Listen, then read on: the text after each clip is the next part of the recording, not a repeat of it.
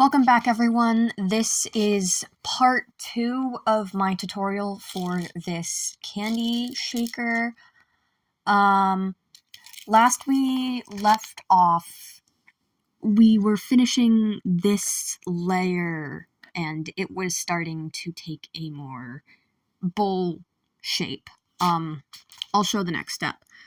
So what you're going to want to do is make sure it's coming out of one of these beads, and then thread another one on and put it through this bead.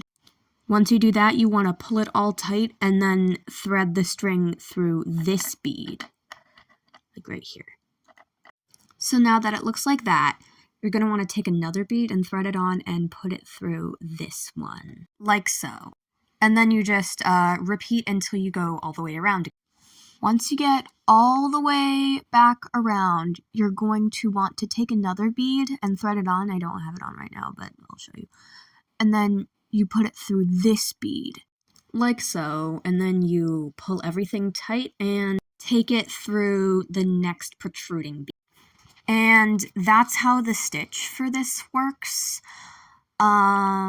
Yeah, so you just keep repeating this for as many layers as you like. Make sure to keep going up a bead every time you finish a row, otherwise it'll be weird, so you just keep doing this for a few more rows. Okay, so I've done a couple more rows and it's looking a little taller, and now I'm gonna show you how to do the label. So what you do is pretty simple. It's the same stitch, but instead of using black beads for these two bits, I'm going to use white beads instead. Like that, and now I'm just going to continue going all the way around with this, with black beads. Okay, now that I've gone all the way around again, for the label, I'm going to put another white bead here, here, and here. So once you're at the point where you think, like, the size of your label is good, you're gonna wanna switch back to just using black beads, or whatever your base color is. Just like so, and then you're gonna want to do the same stitch with just your base color for a couple more rows until you think it's, big enough, long enough, whatever.